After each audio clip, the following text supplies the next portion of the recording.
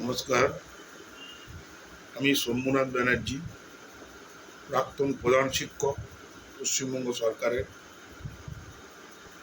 অবসরপ্রাপ্ত এবং রক্ষা কালী মা, বগলা মা, দশমহাবিদ্যা এর উপাসক। তারাপীঠে আমার দীক্ষা হয়েছিল। সর্বপ্রথম আমার দীক্ষায় 7 বছর বয়সে সুরচরে বালক মৌচারী মহারাজের কাছে উনি ডেকে আমাকে দীক্ষা দেন বৈদিক মতে। তারপরে তন্ত্র মতে আমার দীক্ষা হয়। বিভিন্ন রকম সাধনা আমাকে করতে হয়েছে এবং সেই সব সাধনায় উত্তীর্ণ হয়ে বর্তমানে আমাদের গৃহে প্রতিষ্ঠিত আমার মায়ের স্বপ্নাদেশে পাওয়া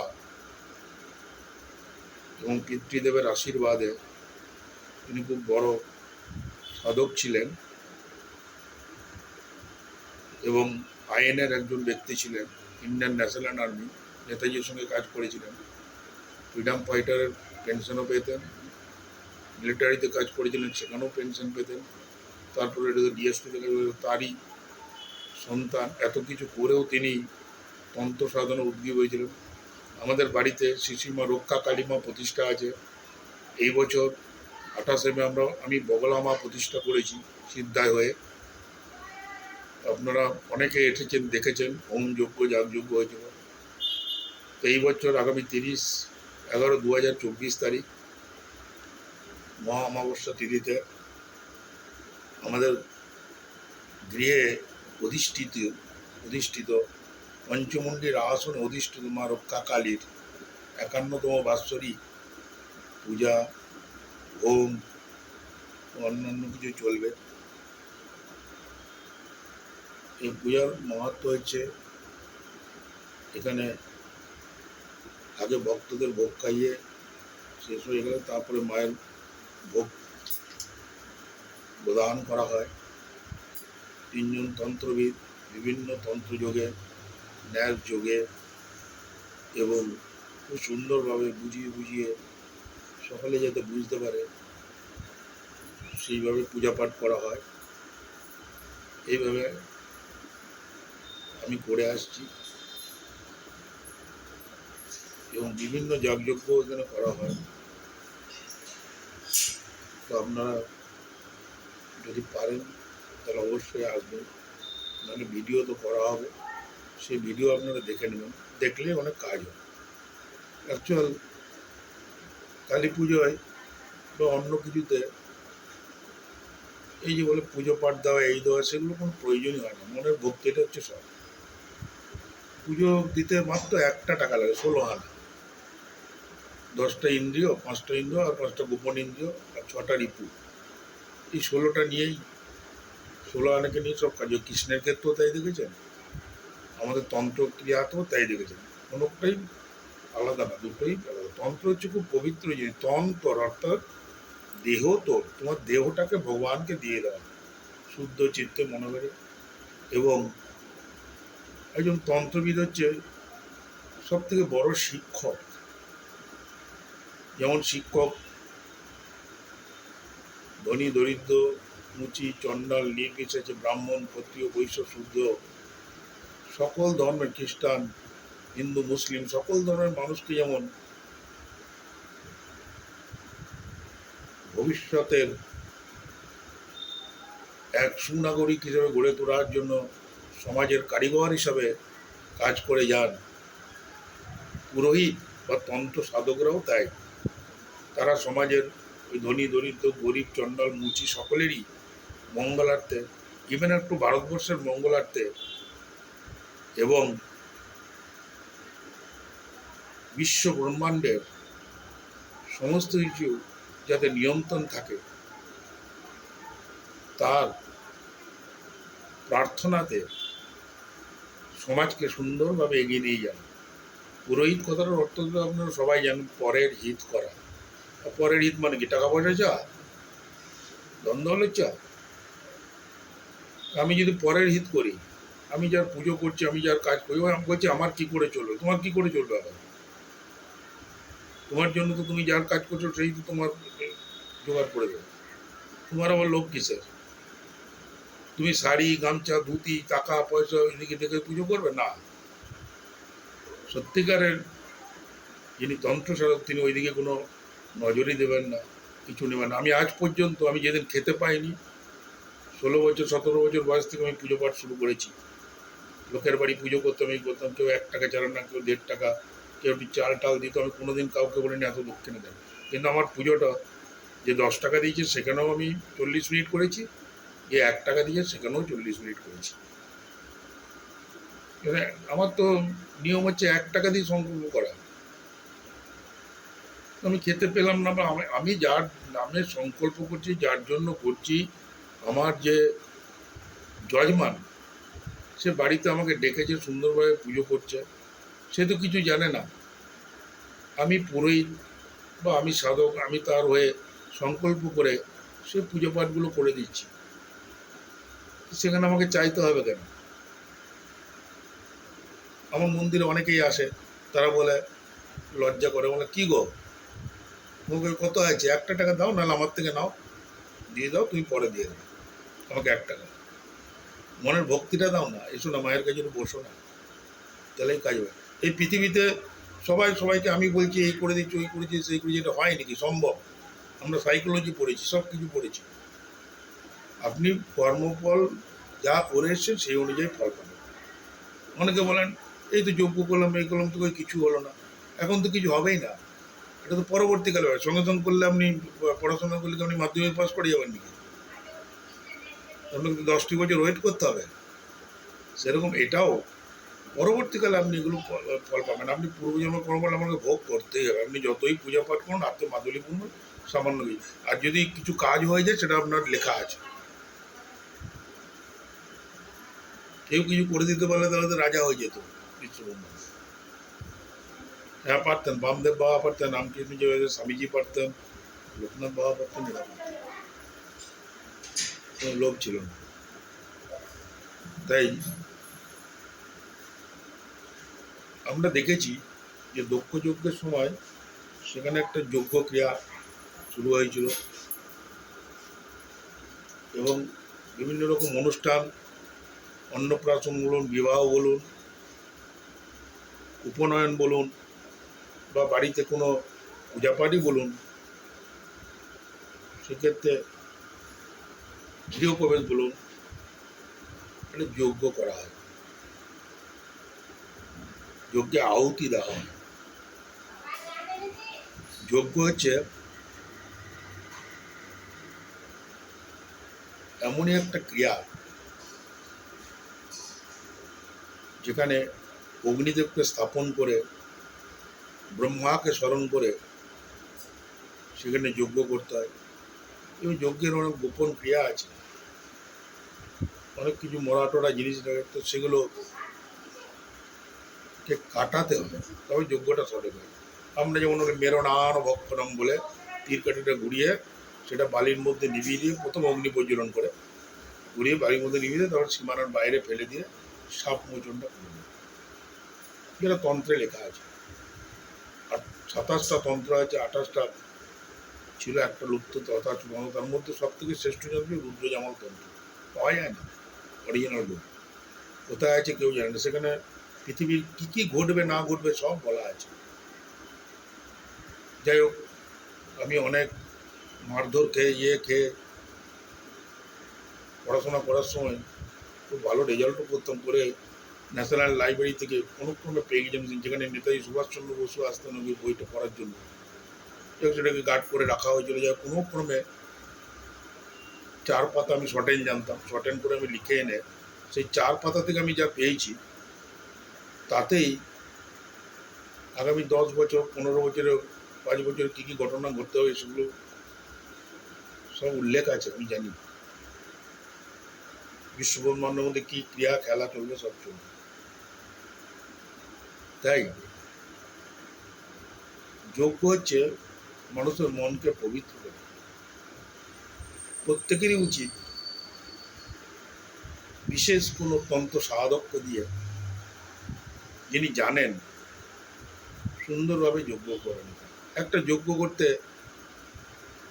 3 ঘন্টা লাগে, 8 ঘন্টা লাগে, 12 ঘন্টা লাগে, কি করে 1 ঘন্টায় যজ্ঞ হয় বলুন তো? নারায়ণের যজ্ঞ করতে 3 ঘন্টা লাগে, 8 ঘন্টার মধ্যে যজ্ঞ করে, কালীর যজ্ঞ 8 ঘন্টায় করে দিচ্ছে, হয়? সেখানে গুরু আছে, সেখানে অগ্নিস্তপনে যায়, আগুনের 7টা মুখ আছে, হ্যাঁ। বৈশ্যানর জাত বেদ ইয়া বাউলই তক্ষ সর্বকাম নিষাদেশা, এই অগ্নিকে আমরা আহুতি দিচ্ছি, গুরুদেবকে দিচ্ছি, পঞ্চদেবতাকে দিয়ে অগ্নিকে দেওয়া হচ্ছে, সবাইকে দেওয়ার পর আপনার যে যার জন্য যজ্ঞটা করা হয়, তো বগলামুখী যুগল সেই বগলামুখে আহ্বান করে তা একব্রত শিবায়কে নিয়ে তিনি একব্রত শিবকে একদম সবরূপে রেখে দিয়ে তার উপরে বসে তিনি মদন অসুরকে নিধন করেছিলেন, তাকে করা হয়। কালিকাকে করা হয়, দশমা বিদ্যাকে করা হয়, নারায়ণকে করা হয়, লক্ষ্মী করা হয়, যাই করা হয়। মিনিমাম একটা যজ্ঞ 1.5 ঘন্টা তো লাগেই। আমি আগুন জ্বালাবার পরে ক্রিয়াকর্মটা বলছি, ওই সাজানো ফাজানো এসব নিয়ে বলছি না। আর তন্ত্রযজ্ঞ তো 3 ঘন্টা, 4 ঘন্টা, 5 ঘন্টা, 12 ঘন্টা, 14 ঘন্টা, 18 ঘন্টা, 24 ঘন্টা। তবে তো তার ক্রিয়াটা হয়। যজ্ঞ এমনই একটা জিনিস, হোম, সেখানে আমরা আহুতি দিই। কি আহুতি দিই? ঘি। আমরা যেমন ভগবানকে জল দিই, দিই, যজ্ঞের জল হচ্ছে ঘি, পাদ্য অর্ঘ্য যা দিই ওই ঘিটাকে দিতে হয়। কাঠটার কোনো ফাংশন নেই, বেলপাতাটা পুরোনো, ঘি দেওয়ার, হবন তৈরি করে হবন দিতে পারলে ভালো, না পারলে কোনো অসুবিধা নেই, বেলপাতা দিলেই হবে। আরও অনেক ক্রিয়াকর্ম লাগে, তো সেগুলো করে আমরা যজ্ঞ করে দিয়েছি, অনেককে করে দিয়েছি, প্রচুর লোককে করে দিয়েছি। তারপরে বলে দিয়ে আর ডিস্টার্ব করো না, এবার তুমি নিজে গিয়ে কাজ করো, অন্য সব কাজ করো, এমনি আসলে আসবে, না আসবে না, আসলে না, সব কিছু পারবো না, ডিস্টার্ব করবে না, কারণ আমরা তন্ত্র সাধনে ব্যস্ত। ভারতবর্ষের মঙ্গলার্থে চতুর্ষষ্ঠী যোগিনী জেগে উঠেছে, 75,000 নারায়ণী সেনা জেগে উঠছে, তাদেরকে পুজো পাঠ করে শান্ত রাখা প্রয়োজন আছে। খালি গাড়ি চললাম, বাড়ি চললাম, বোলেরো চললাম, 10টা ফ্ল্যাট করলাম, এই করলে হবে না। যা আছে আছে, তা আসল কাজটা করতে হবে। যজ্ঞকে দর্শন করলেই সব কাজ। কোনো জায়গায় দেখছেন যজ্ঞ হচ্ছে, একটু দাঁড়িয়ে গেলেন 5 মিনিট, দেখে যাবেন। যজ্ঞের সময় কোনো কথা বলবেন না, আপনার যেটা মনোবাজনা সেটা জানাবেন, যজ্ঞটাকে দেখবেন আর তার মন্ত্রগুলো শুনবেন, তাহলেই কাজ হবে, আপনাকে কিছু বলতে হবে না।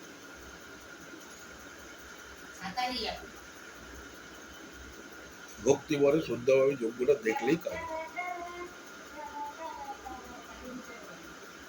এবং তন্ত্রযজ্ঞের অনেক নিয়ম আছে, যজ্ঞের ক্রিয়া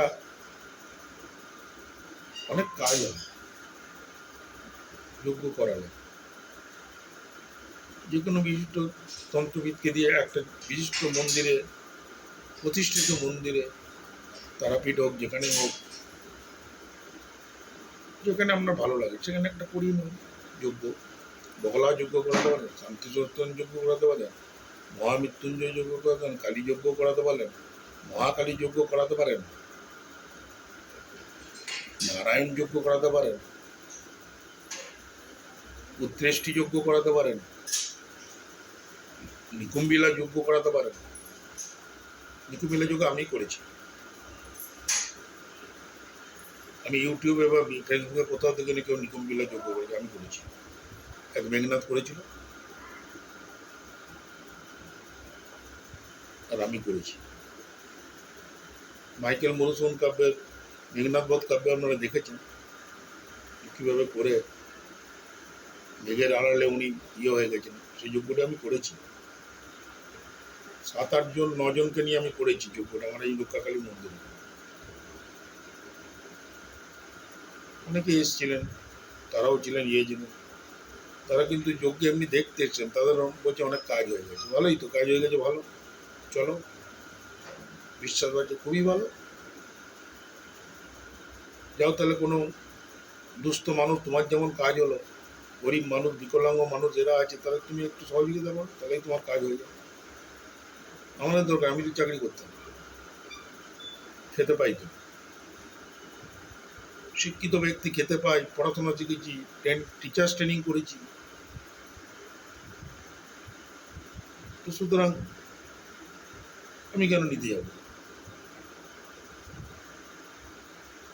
তুমি যাও না, অন্য কাউকে দিয়ে দাও। এবার মাকে তুমি পুজো দিচ্ছ, ফুল দিচ্ছ, এই দিচ্ছ, সেটা তোমার ব্যাপার, আমি বলি না। আমাদের কাছে কিছু লাগে না।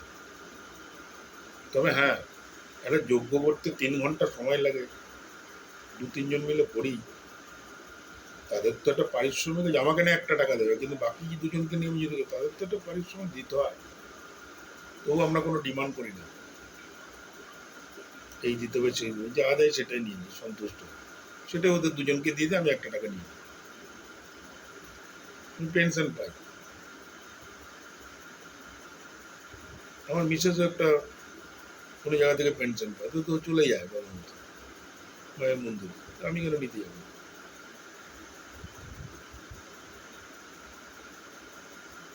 তাই যজ্ঞ মনকে পবিত্র করে। যজ্ঞ আপনারা আপনারা নিজেরাই তো জানেন, সবাই জানেন। শিক্ষিত ব্যক্তি বলছে না, যারা হয়তো অল্প লেখাপড়া শিখেছেন, যারা হয়তো সামাজিকভাবে লেখাপড়া শিখেছেন, যারা সমাজগতভাবে শিক্ষা অর্জন করেন, তারা সকলেই জানেন যজ্ঞ একটা খুব মঙ্গলজনক ক্রিয়া। তাই বর্তমান যুগে রাহু শনির বছর, পরবর্তী দিনগুলো আরও ভয়ঙ্কর দিনগুলো আসছে। আমি ভোর 4:45টার সময় উঠে থেকে বিভিন্ন ধ্যান ধারণা ক্রিয়াকর্ম সকলের মঙ্গল প্রার্থনার জন্য আমি করি। জানি না কতদূর কী করতে পারি, এটা আমার মন থেকে এসে যায়, আমি করি। সকলেরই, শত্রু মিত্র সবারই ভালো হোক, মঙ্গল হোক। যেমন আমি আমার ইয়েতে স্ট্যাটাসেও আমি সকলের মঙ্গল প্রার্থনা করি মায়ের কাছে। এটাই তো তন্ত্র সাধকের কাজ, ধর্ম। শিক্ষকের কাজ যেমন সবাইকে একসঙ্গে নিয়ে তাকে সমাজ গড়া, মানুষ তৈরি করে দেওয়া, ভবিষ্যৎ নাগরিক তৈরি করা, সমাজকে উন্নত স্তরে নিয়ে যাওয়া, চেতনা বৃদ্ধি করা। শিক্ষা আনে চেতনা, চেতনা আনে বিপ্লব। Education is the manifestation perfection already in man, body mind and spirit. দেহ মন আত্মার সুষম বিকাশই হচ্ছে শিক্ষা।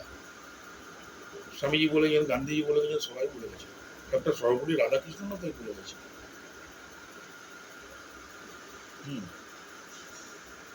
সকলের মধ্যে একটা কমিটমেন্ট থাকবে।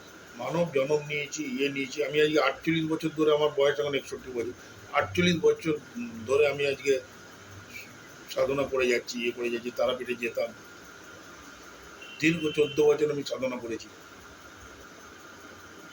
না খেয়ে দিয়ে কিছু না করে, গুরুদেবের কথা শুনে, যা যদি একটু মুড়ি ফুড়ি চপ বেগুনি যে যা দিয়েছে, একটু লাল চা, আসন থেকে উঠতে পারি না, করেছি। আপনারাও ঘরে বসে এগুলো করতে পারেন, কোথাও যেতে হবে না। আপনার বিছানাটাই হচ্ছে সব থেকে পবিত্র আসন মন্দির, ওইখানে আপনার জন্ম, ওইখানেই মৃত্যু। দেখুন না, আমি বাস্তব কথা বলছি, সায়েন্সের কথা বলছি। এই বিছানা নিয়ে করে যাওয়া না, বাসি টাসি, বিছানা কোনো পাপ নেই। বিছানাতে তো জন্ম, জন্ম মানে তো সৃষ্টি, সৃষ্টি মানে তো সুন্দর ভালো, জগৎকে ধরে রাখা, আর সেখানেই তো অন্তিম শয্যা ত্যাগ করা। তাহলে কিসের এত লজ্জা? ওই বিছানাতে এই করবে, ওই কারণে ঠাকুরের আসনে যাও, স্নান টান করে যাও, এই না, মনের ভক্তি থাকলেই সব হবে। আপনার ভিতরে অহরহ স্নান হচ্ছে, আপনার মাথার উপরে সহস্রদল পদ্ম রয়েছে, সেখান থেকে অহরহ নির্গত যায়। পেছনে আপনার মূলাধারে 2.5 হাত মতো সর্প ঘুমিয়ে রয়েছে, কোলোকেন্দ্রী, সে জাগ্রত হয়। হ্যাঁ, আমি সবাইকে বলি কিচ্ছু করতে হবে না। রুদ্র যেমন তন্ত্রে একটাই বলা, যে শিব একটা কথাই বলেছেন। ভগবান কৃষ্ণ বলল যে আমার তো মৃত্যু আছে, আমি জানি জরাবেদার হাতে, কিন্তু অন্তর্যামী পরমেশ্বর জানতেন সব কিছু। তিনি শিবের কাছে গেলেন, আপনি তো মৃত্যুঞ্জয়, আপনি মৃত্যুকে জয় করেছেন, তাহলে আমাকে সে মন্ত্র দেন। তোমাকে কি মন্ত্র দেবো? তুমি তো পরমেশ্বর, তোমার নামই তো আমি মুখে করি হরি হরি, পঞ্চমুখে তোমার নাম গান আমি গাই, তাহলে আমি কি দেবো?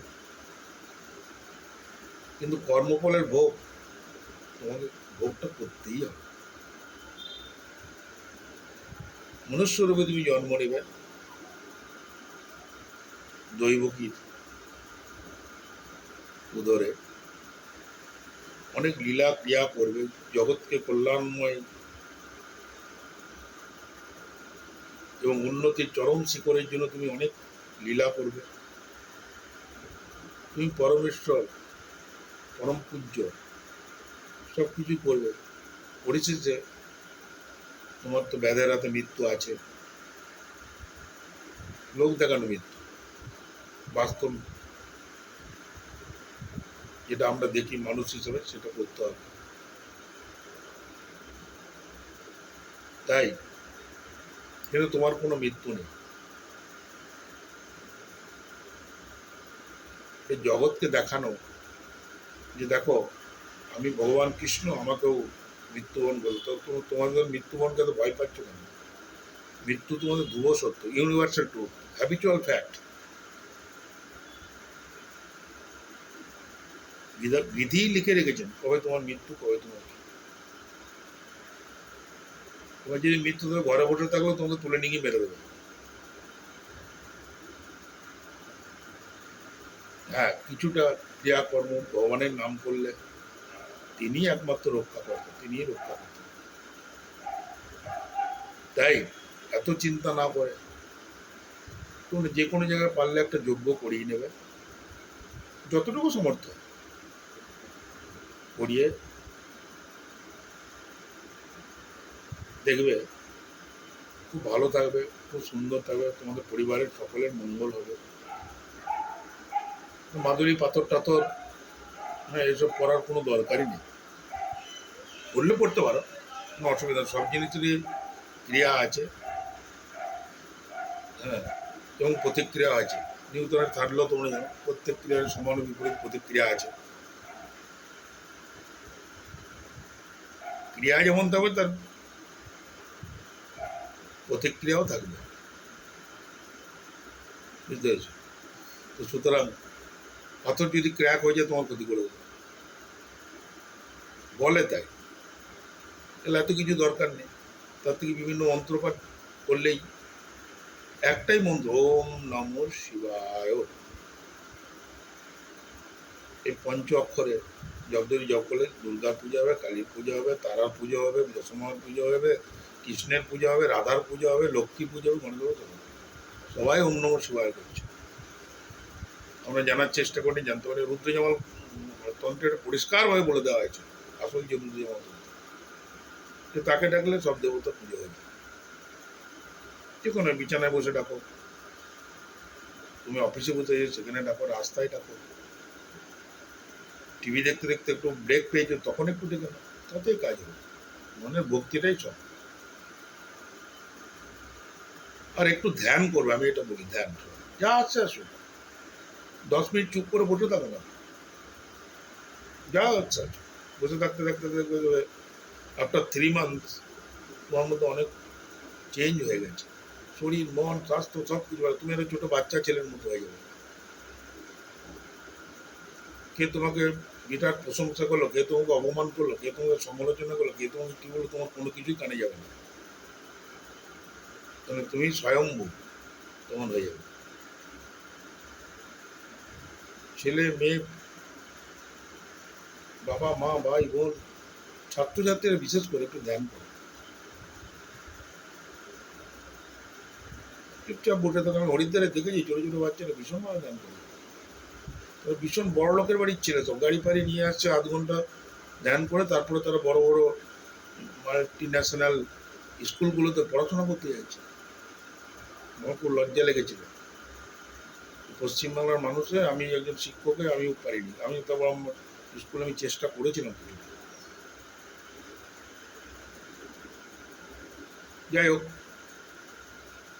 প্রত্যেকে একটু বাড়িতে ধ্যান করবে,